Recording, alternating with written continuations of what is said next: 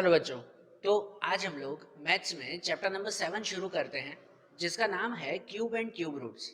देखो, इससे पहले आपने चैप्टर नंबर 6 देखा था ना, जिसका नाम था स्क्वायर एंड स्क्वायर रूट। अब उससे एक स्टेप आगे चलना है, हमें कौन सा चैप्टर देखना है? क्यूब एंड क्यूब रूट्स के बारे में। तो आपको याद है ना, जब आपने इससे पहले चैप्टर नंबर 6 देखा था, उसमें स्क्वायर करते थे, कोई भी नंबर का स्क्वायर। तो कोई भी नंबर का स्क्वायर मतलब क्या? कि जैसे कि आप लोग पहले ऐसे लिखते थे कि ये 4 का स्क्वायर, ऐसे लिखा जाता था ना, 4 का स्क्वायर। तो 4 का स्क्वायर मतलब क्या? कि कोई भी नंबर को दो बार रिपीटेडली मल्टीप्लाई करना, तो वो उसका स्क्वायर कहलाता है। मतलब कि अगर 4 का स्क्वायर, तो उसको लिखा जाता है 4 मल्टीप्लाई 4। स्क्वायर मतलब यही कहलाता है ना, कि जिसका आंसर बनता है 4 4 जा 16, ऐसे ना। तो अब उससे एक स्टेप आगे चलना है हमें, कि अब हमें देखना है क्यूब के बारे में, स्क्वायर नहीं, किसके बारे में? क्यूब। तो अब क्यूब किसे कहते हैं? तो क्यूब मतलब कहलाता है कोई भी नंबर का रिपीटेडली 3 टाइम्स मल्टीप्लाई। कि जैसे ये लिखा जाता है 4 क्यूब, तो क्यूब मतलब 3 बार मल्टीप्लाई। कि सेम नंबर को 3 बार मल्टीप्लाई, 4 मल्टीप्लाई 4 मल्टीप्लाई 4, तो ये उसका क्या कहलाया? क्यूब कहलाया। कि जैसे अगर इनका आंसर लिखो, तो वो आता है 4 4 जा 16 और 16 4 जा 64। के 4 का क्यूब वो कितना बना? 64 बना। तो क्यूब मतलब क्या? सिंपल, कोई भी नंबर को रिपीटेडली 3 टाइम्स मल्टीप्लाई करना, तो वो उसका क्यूब कहलाता है। बरोबर? समझ आ रही है ना बात? तो आप लोगों को याद है ना, कि जैसे इससे पहले वाले चैप्टर में स्क्वायर और स्क्वायर रूट में आपने 1 to 20 तक के स्क्वायर याद किए थे।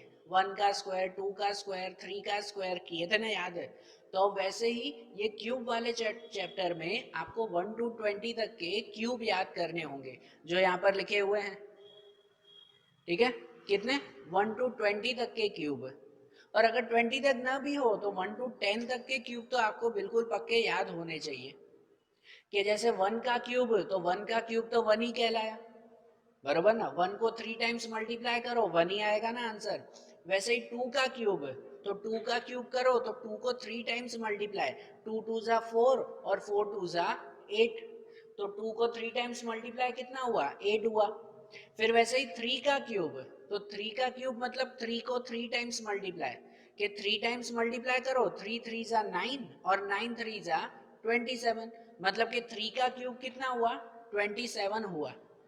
फिर वैसे ही 4 का क्यूब, तो 4 का क्यूब कौन सा कहलाता है? 4 का क्यूब मतलब 4 को 3 टाइम्स मल्टीप्लाई, 4 4 जा 16, 16 4 जा 64। 5 के क्यूब में भी 5 5 जा 25, 25 5 जा 125। 6 का क्यूब 216, 7 का क्यूब 343, 8 का क्यूब 512 और 9 का क्यूब 729 एंड 10th का क्यूब 1000। बराबर? आपको ये 1 to 10 तक के क्यूब अच्छी तरह से याद होने चाहिए। सबसे पहले ये आप लोग बुक में लिख लो। ये जब सम्स करते जाओ, ये थियरी जो भी समझते जाओ, वो सब बुक में लिखते भी जाना। कि सबसे पहले ये 1 to 10 तक के, और उसके बाद 11 से 20 तक कि ये क्यूब पहले आप लोग लिख लो, तो उसके बाद फिर हम आगे चलें। अब उसके बाद एक पॉइंट आता है कि देखो, कोई भी नंबर का क्यूब करके जो आंसर मिलता है ना, जैसे 2 का क्यूब किया, तो 2 का क्यूब करके आंसर क्या मिला? 8 मिला। तो कोई भी नंबर का क्यूब करके जब जो आंसर मिलता है ना, वो आंसर कहलाता है परफेक्ट क्यूब। वो नंबर क्या कहलाता है? परफेक्ट क्यूब कहलाता है। जैसे कि ये 8, वो 8 परफेक्ट क्यूब है। क्यों परफेक्ट क्यूब है? क्योंकि उसमें सेम नंबर को 3 बार मल्टीप्लाई करके ये आंसर मिला है। सेम नंबर को 3 बार मल्टीप्लाई किया ना, कि जैसे 2 मल्टीप्लाई 2 मल्टीप्लाई 2, एक ही नंबर को 3 बार मल्टीप्लाई किया, इसलिए ये आंसर 8 मिला। तो इसीलिए वो क्या कहलाता है? Perfect cube. परफेक्ट क्यूब वही नंबर्स कहलाते हैं कि जिसमें सेम नंबर का 3 बार मल्टीप्लाई होता हो, या सेम नंबर 3 बार रिपीट होता हो, तो वो परफेक्ट क्यूब कहलाते हैं। जैसे कि 125, तो 125 परफेक्ट क्यूब है ना, क्योंकि उसमें 5 को 3 टाइम्स मल्टीप्लाई करके ये आंसर मिलता है। 5 को 3 टाइम्स मल्टीप्लाई करो तो 125 होता है, तो इसलिए वो परफेक्ट क्यूब कहलाया। दूसरा कोई नंबर नहीं, कि जैसे अगर आप लोग 20 कहो, 20, तो क्या 20 परफेक्ट क्यूब है? कोई भी नंबर को 3 बार मल्टीप्लाई करो, तो क्या 20 मिलता है? मिलता है? नहीं मिलता ना। तो इसलिए वो परफेक्ट क्यूब नहीं कहलाया। परफेक्ट क्यूब नंबर वो कहलाते हैं कि जिसमें सेम नंबर का 3 बार मल्टीप्लाई होता हो, कम या ज्यादा नहीं, एग्जैक्ट 3 बार, तो ही वो परफेक्ट क्यूब कहलाते हैं। जैसे इसमें ये 343 है ना, ये सभी नंबर परफेक्ट क्यूब हुए ना, कि जैसे कि ये 343, तो 343 में 7 को 3 टाइम्स मल्टीप्लाई करो, इसलिए वो परफेक्ट क्यूब कहलाते हैं। आ रही है बात समझ में? तो देखो इस परफेक्ट क्यूब के अकॉर्डिंग ही हमें अब हमारे चैप्टर की पहली एक्सरसाइज शुरू करनी है, एक्सरसाइज 7.1, कि जहां पे एक्सरसाइज 7.1 में पहला ही क्वेश्चन आपको पूछा हुआ है कि which of the following are not perfect cube. यहाँ पे कुछ नंबर्स दिए हुए हैं और हमें बताना है कि कौन सा परफेक्ट क्यूब नहीं है। Which of the following are not perfect cube, तो परफेक्ट क्यूब नहीं है ये कैसे पता चलेगा? तो अभी जैसे मैंने रूल बताया कि परफेक्ट क्यूब नंबर कौन से कहलाते हैं, कि जिसमें हर एक नंबर 3-3 बार रिपीट होता हो, सेम नंबर का 3 बार मल्टीप्लाई होता हो, तो वो परफेक्ट क्यूब कहलाता है। तो अब ये वाले नंबर परफेक्ट क्यूब है या नहीं ये कैसे पता चलेगा? तो ये पता चलेगा इन नंबर्स का फैक्टराइज करके। इससे पहले वाले चैप्टर में आप लोग फैक्टराइज करते थे ना, ठीक है ना? तो इसी तरह से यहाँ पर भी इन्हीं सभी नंबर का फैक्टराइजेशन करेंगे। फैक्टराइजेशन करते वक्त अगर सभी नंबर 3-3 बार रिपीट हो रहे हैं ना, तो वो परफेक्ट क्यूब कहलाएंगे। अगर कोई भी नंबर 3 बार रिपीट नहीं हो रहा है ना, तो मतलब वो परफेक्ट क्यूब नहीं है। समझ गए ना? तो यहाँ में बताना है ना कि ये परफेक्ट क्यूब है या नहीं, तो उनको फैक्टराइजेशन करके ही पता चलेगा। देखो जैसे कि वे पहला नंबर देखें हम लोग, कि यहाँ पर पहला दिया हुआ है 216, फर्स्ट कौन सा नंबर दिया हुआ है 216, तो सबसे पहले 216 का फैक्टराइजेशन करें। फैक्टराइज करते हैं ना, जैसे इससे पहले वाले चैप्टर में भी ऐसे ही किया था ना। तो सबसे पहले 216 को फैक्टर करें, तो 216 को सबसे पहले 2 से डिवाइड होगा, ऐसे ही करते हैं ना हम लोग। हमेशा प्राइम नंबर से ही इनका डिवाइड होता है ना, 2 से, 3 से, 5 से, 7 से, 4 से इसको डिवाइड नहीं कर सकते। जो प्राइम नंबर हो उन्हीं से ही डिवाइड करते हैं। तो सबसे पहले अगर 2 से डिवाइड किया तो 216 डिवाइड बाय 2 कितना हो जाता है 108। आप लोग रफ में डिवाइड कर सकते हो ना कि 216 डिवाइड बाय 2। अब बचा 108, तो 108 को फिर से 2 से डिवाइड करेंगे, उसको फिर से 2 से डिवाइड करें, तो 108 को 2 से डिवाइड करो तो आंसर मिलता है 54। अब 54 को फिर से 2 से डिवाइड करेंगे, तो 54 डिवाइड बाय 2, तो वो आंसर मिलता है 27। अब 27 को 2 से नहीं होगा तो 27 को 3 से डिवाइड करेंगे, 27 का 2 से डिवाइड नहीं होगा तो उसको 3 से डिवाइड करें, तो 27 को 3 से डिवाइड करें तो वो आंसर मिलेगा 9। 27 डिवाइड बाय 3 तो 9। अब 9 को फिर से 3 से डिवाइड करें तो वो मिलेगा 3। अब ये 3 को फिर 3 से डिवाइड करें तो आंसर मिलेगा 1।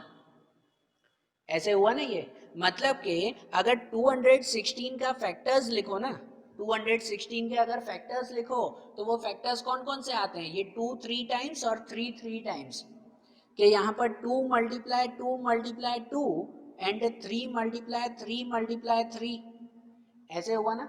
मतलब इसमें अगर देखो ना तो ये 2 भी 3 टाइम्स आ रहा है और 3 भी 3 टाइम्स आ रहे हैं, हो रहा है कि नहीं? मतलब इसको ऐसे लिख सकते हैं ना कि ये 2 का क्यूब भी है, 2 को 3 टाइम्स मतलब 2 का क्यूब भी हुआ, एंड 3 को 3 टाइम्स मतलब कि ये 3 का क्यूब भी हुआ ना ऐसा। तो अगर 2 का क्यूब 3 का क्यूब सभी नंबर 3 बार रिपीट हो रहे हैं तो मतलब ये परफेक्ट क्यूब है। तो मतलब यहाँ पे लिख सकते हैं कि this is a perfect cube, कि हाँ ये परफेक्ट क्यूब कहलाया। सही बात है ना, कि 3 बार रिपीट हो रहे हैं, अगर नहीं रिपीट होता तो वो नहीं कहलाता। कि जैसे दूसरा नंबर देखें 128, तो यहाँ पे भी सबसे पहले 128 का फैक्टराइजेशन करें, 128 को फैक्टर्स करें ना सबसे पहले, तो 128 को सबसे पहले 2 से अगर डिवाइड करें, इसको भी 2 से ही पहले डिवाइड होगा, तो 128 का 2 से डिवाइड करें तो आंसर मिलता है 64। ओके, फिर 64 को फिर से 2 से डिवाइड होगा तो आंसर मिलेगा 32। अब 32 का फिर से 2 से डिवाइड होगा तो आंसर मिलेगा 16। 16 को फिर से 2 से डिवाइड करेंगे तो आंसर मिलेगा 8। 8 को फिर से 2 से डिवाइड करेंगे तो आंसर मिलेगा 4। 4 को फिर से 2 से डिवाइड करेंगे तो आंसर मिलेगा 2 और 2 को 2 से डिवाइड करो तो आंसर 1।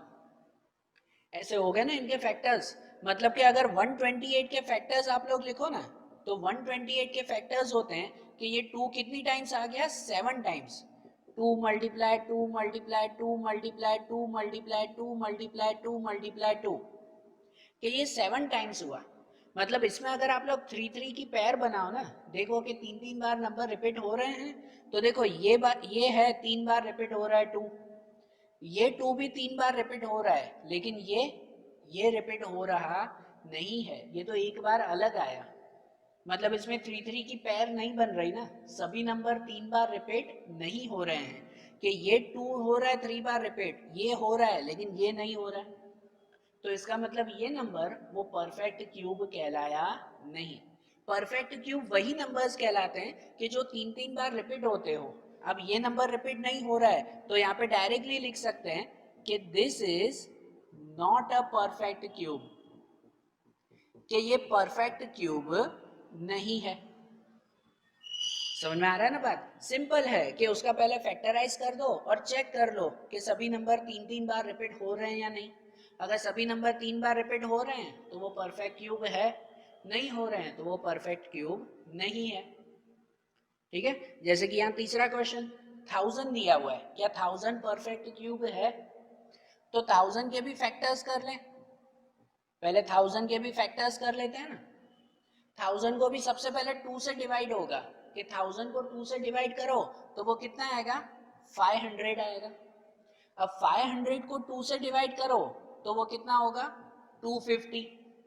अब 250 को फिर 2 से डिवाइड करो तो वो कितना आएगा, 125। अब 125 को 2 से डिवाइड करो तो वो कितना बचेगा, सॉरी 125 को 2 से डिवाइड नहीं होगा ना, 125 है तो उसको 2 से डिवाइड नहीं होगा। 125 को किससे डिवाइड करेंगे, 5 से। 125 को 5 से डिवाइड करो तो वो बचेगा 25। अब 25 को फिर 5 से डिवाइड करो तो वो बचेगा 5, एंड 5 को 5 से डिवाइड करो तो वो आंसर 1। मतलब कि यहाँ पे अगर 1000 के फैक्टर्स देखे ना तो 1000 का जो फैक्टराइजेशन किया तो उसमें 2 आ रहा है 3 टाइम्स और 5 आ रहा है 3 times. 2 multiply 2 multiply 2 and 5 multiply 5 multiply 5। तो मतलब यहाँ पर ये 2 भी 3 टाइम्स रिपीट हो रहा है और ये 5 भी 3 टाइम्स रिपीट हो रहा है ना रिपीट। यहाँ पे दोनों नंबर 3 3 बार रिपीट हो रहे हैं। मतलब इसको ऐसे लिख सकते हैं ना कि ये 2 का क्यूब एंड ये 5 का क्यूब हुआ कि नहीं, दोनों का क्यूब हो रहा है, इसमें नहीं हो रहा था। इसमें अगर लिखना हो तो देखो 2 का क्यूब ऐसे लिख सकते हो, मल्टीप्लाई ये भी 2 का क्यूब लिख सकते हो, लेकिन ये इसको नहीं लिख सकते, ये तो 2 अकेला रह जाएगा ना फिर। तो इसलिए सबका क्यूब नहीं हो रहा है तो वो परफेक्ट क्यूब नहीं है। यहाँ पे 2 नंबर हैं और दोनों का क्यूब लिख सकते हैं ना, तो इसका मतलब ये परफेक्ट क्यूब कहलाया। तो यहाँ पे लिख सकते हैं कि yes this is a perfect cube, कि हाँ ये परफेक्ट क्यूब है। समझ आ रही है बात? सिंपल है ना कि परफेक्ट क्यूब इसी तरह से चेक करते हैं कि अगर सभी नंबर 3 3 बार रिपीट हो रहे हैं तो वो परफेक्ट क्यूब है, अगर नहीं हो रहे हैं तो वो परफेक्ट क्यूब नहीं है। सिंपल है ना। अब देखो इसमें 1 2 3 जैसे क्वेश्चन किए तो 4 एंड 5 क्वेश्चन वो आपकी टेक्स्ट बुक में है ना। इसमें 5 क्वेश्चन थे तो जैसे 3 क्वेश्चन मैंने किए ना, तो उसके बाद वाले 4th एंड 5 क्वेश्चन वो आप लोग ट्राई करो। आप लोग ऐसे ही बुक में ट्राई करो, पहले ये तीनों क्वेश्चन लिख लो और उसके बाद 4th और 5th वाला क्वेश्चन आप लोग ट्राई करो कि अगर उसमें भी इसी तरह से फैक्टराइज करना पहले, कि अगर उसमें भी हर एक नंबर 3 3 बार रिपीट हो रहा है ना तो मतलब वो परफेक्ट क्यूब है। अगर सभी नंबर 3 3 बार रिपीट नहीं हो रहे हैं, जैसे यहाँ पे एक नंबर बच गया वो 3 बार रिपीट नहीं हो रहा था, तो मतलब वो परफेक्ट क्यूब कहलाएगा नहीं। ठीक है, आपको यही चेक करना है कि हर एक नंबर 3 बार रिपीट हो रहा है कि नहीं हो रहा है। तो जैसे 1 2 3 किए वैसे 4 और 5 आप लोग ट्राई करो। तो उसके बाद अब हम लोग सेकेंड क्वेश्चन पे चलें। ओके देखो अब ऐसे ही 7.1 में ये सेकंड क्वेश्चन दिया हुआ है जिसमें पूछा हुआ है कि find the smallest number should be multiplied to become a perfect cube. तो ये क्वेश्चन में क्या समझाया हुआ है हमें कि यहाँ जो नंबर्स दिए हुए हैं ना, ये ऑलरेडी परफेक्ट क्यूब नहीं है। परफेक्ट क्यूब मतलब अभी बताया ना कि जिसमें हर एक नंबर 3-3 बार रिपीट होना चाहिए, लेकिन ये नंबर परफेक्ट क्यूब नहीं है, वो पहले ही बता दिया गया है। और हमें ये बताना है कि इनके अंदर कौन सा नंबर मल्टीप्लाई करें। Find the smallest number should be multiplied, कि कौन सा नंबर मल्टीप्लाई करें कि जिससे ये परफेक्ट क्यूब बन जाएगा, वो हमें पता करना है, बराबर ना। स्मॉलेस्ट नंबर मल्टीप्लाइड वो हमें ढूंढना है। पता है चैप्टर नंबर 6 में भी ये आता था, स्क्वायर वाले क्वेश्चंस में भी, कि smallest number should be multiplied to become perfect square, आता था ना उसमें भी। तो इसमें भी वैसे ही, इसमें भी कैसे करना है हमें कि यहाँ जो नंबर्स दिए हुए हैं इन नंबर्स का सबसे पहले फैक्टराइजेशन करेंगे और उसमें देखेंगे कि कौन सा नंबर 3 बार रिपीट नहीं हो रहा है। जो नंबर 3 बार रिपीट ना होता हो ना, तो उसको 3 बार रिपीट करने के लिए उससे मल्टीप्लाई करेंगे, ठीक है ना। देखो एक क्वेश्चन करें तो और ज़्यादा क्लियर होगा। देखो जैसे कि यहाँ सबसे पहला क्वेश्चन ही दिया हुआ है 243, बराबर। तो इसमें भी अगर चेक करना हो ना, तो सबसे पहले तो क्या करेंगे, 243 का फैक्टर्स करेंगे और चेक करेंगे ना कौन सा नंबर रिपीट नहीं हो रहा है। तो यहाँ पे सबसे पहले अगर हम लोग 243 के फैक्टर्स करें ना, तो फैक्टर्स जैसे करते हैं कि 243 को सबसे पहले किससे डिवाइड होगा, ये 2 से डिवाइड तो नहीं होगा, 243 का सबसे पहले 3 से डिवाइड होगा। तो 243 को हम लोग 3 से डिवाइड करें, 243 डिवाइड बाय 3 तो वो कितना आएगा, 81 आएगा ना। 3 8 ज़ा 24 और 3 1 ज़ा 3, तो 81 आया वो। अब 81 को फिर से 3 से डिवाइड करेंगे कि 81 डिवाइड बाय 3 तो अब कितना मिलेगा, 27 मिलेगा। अब 27 मिलेगा ना ये। अब 27 को फिर से 3 से डिवाइड करेंगे कि 27 डिवाइड बाय 3 तो अब कितना मिलेगा, 9।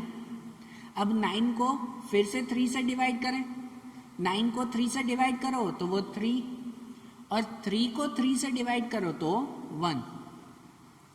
मतलब अगर हम लोग 243 के फैक्टर्स लिखे ना, मैं यहाँ पे लिख रहा हूँ, ध्यान देना कि 243 के अगर हम लोग फैक्टर्स लिखें तो वो फैक्टर्स में क्या हो रहा है कि ये 3 5 टाइम्स रिपीट होगा। 3 कितनी बार रिपीट हो रहा है, 5 times.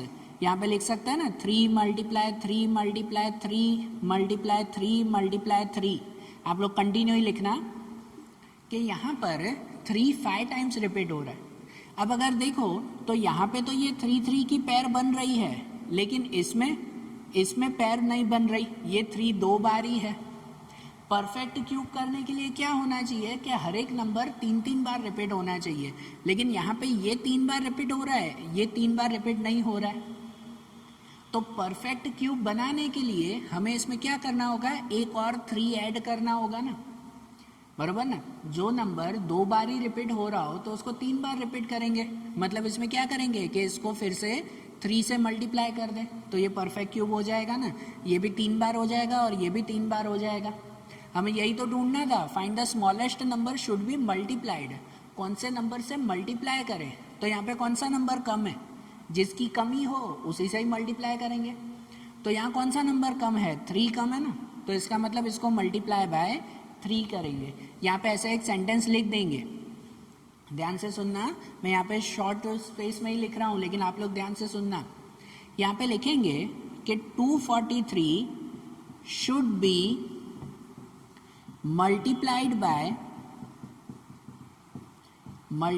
Bye 3 to become perfect cube, कि उसको परफेक्ट क्यूब बनने के लिए उसको 3 से मल्टीप्लाई करेंगे, है कि नहीं। यहाँ से पता चलेगा ना कि यहाँ पे एक 3 कम है तो इसलिए उसको मल्टीप्लाई बाय 3 करेंगे। ये सेंटेंस लिख देंगे, 243 should be multiplied by 3 to become perfect cube. तो जब हम लोग 3 से मल्टीप्लाई करें ना, तो खाली इसको नहीं, इक्वल टू के इस साइड 243 को भी करना होगा। यहाँ पे भी 3 से मल्टीप्लाई करेंगे और यहाँ पे भी 3 से मल्टीप्लाई करेंगे। मतलब लिख देंगे उसको ऐसे कि 243 उसको भी 3 से मल्टीप्लाई, 243 मल्टीप्लाई 3 और इक्वल टू यहाँ पे जो ये 3 5 टाइम्स था ना, 3 कितनी बार था, 5 टाइम्स था, उसको भी एक 3 से मल्टीप्लाई करेंगे। मतलब यहाँ पे अब देखो कि 3 3 की ये पैर बन गई ना, 3 3 की पैर बन गई कि नहीं। तो 243 को किससे मल्टीप्लाई किया हमने, 3 से मल्टीप्लाई किया कि वो परफेक्ट क्यूब बने। तो अब यहाँ पे जो मल्टीप्लाई किया 243 मल्टीप्लाई 3, तो 243 मल्टीप्लाई 3 कितना हो जाएगा, 729। कितना हो जाएगा वो, 729। और यहाँ पे अगर देखो तो अब यहाँ पे ये पैर बन गई ना कि 3 का क्यूब मल्टीप्लाई 3 का क्यूब, है कि नहीं। कि मतलब 243 को स्मॉलेस्ट नंबर 3 से मल्टीप्लाई किया ना तो वो परफेक्ट क्यूब बन गया कि हाँ अब ये परफेक्ट क्यूब है। तो अब लिख सकते हैं लास्ट में कि this is a perfect cube, कि हाँ ये परफेक्ट क्यूब है। समझ आ रही है बात। क्या करना है कि स्मॉलेस्ट नंबर जो हमें ढूंढना है वो ऐसे ही ढूंढेंगे कि पहले उसको फैक्टराइज कर दो और चेक करो कि कौन से नंबर की कमी है, कौन सा नंबर नहीं है। जो नंबर ना हो तो उसी से ही उसको मल्टीप्लाई करेंगे। ठीक है, देखो एक और देखते हैं कि जैसे सेकंड क्वेश्चन दिया हुआ है 256, बराबर, सेकंड 256 दिया हुआ है, तो हम लोग 256 का फैक्टर्स करें। सबसे पहले 256 के फैक्टर्स कर लें तो 256 को पहले 2 से डिवाइड होगा, 256 को 2 से डिवाइड करो तो वो आंसर मिलेगा 128। 128 को फिर 2 से डिवाइड करें, 128 डिवाइड बाई 2 तो वो आंसर मिलेगा 64। 64 को फिर 2 से डिवाइड करें कि 64 डिवाइड बाई 2 तो वो आंसर मिलेगा 32। 32 को फिर 2 से डिवाइड करें कि 32 डिवाइड बाई 2 तो वो आंसर मिलेगा 16। अब 16 को फिर 2 से डिवाइड करें, 16 डिवाइड बाई 2 तो वो आंसर मिलेगा 8। एंड 8 को फिर 2 से डिवाइड करें तो वो मिलेगा 4। 4 को फिर से 2 से डिवाइड करें तो वो मिलेगा 2, और 2 को 2 से डिवाइड करो तो आंसर 1। ऐसे हुआ ना। मतलब कि अगर 256 के फैक्टर्स देखो ना आप लोग तो ये 2 कितनी बार रिपीट हो रहा है, 8 टाइम्स रिपीट हो रहा है, 8 टाइम्स।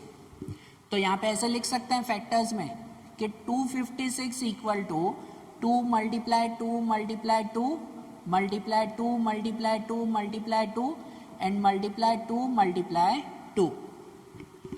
मतलब यहाँ पे जो 8 बार रिपीट हो रहा है ना 2, तो उसको अगर देखो तो ये 2 3 बार रिपीट हो रहा है, ये 2 3 बार रिपीट हो रहा है, लेकिन ये रिपीट नहीं हो रहा है, ये 2 बार ही है। तो हमें जो फाइंड करना था smallest number should be multiplied, तो कौन सा स्मॉलेस्ट नंबर हो सकता है, यहाँ पे 2 हो सकता है, एक 2 कम है ना, बराबर ना। हर एक नंबर 3 3 बार होना चाहिए, लेकिन ये 2 2 बार ही है। तो इसका मतलब क्या करेंगे, उसको एक बार और मल्टीप्लाई करेंगे उससे। तो यहाँ पे जैसे लिखा ना 243 शुड बी मल्टीप्लाइड बाय 3, तो यहाँ पे क्या लिखेंगे 256 शुड बी मल्टीप्लाइड बाय 2। यहाँ पे एक 2 कम है ना, तो यहाँ पे लिखेंगे कि 256 should be multiplied by 2 to become perfect cube.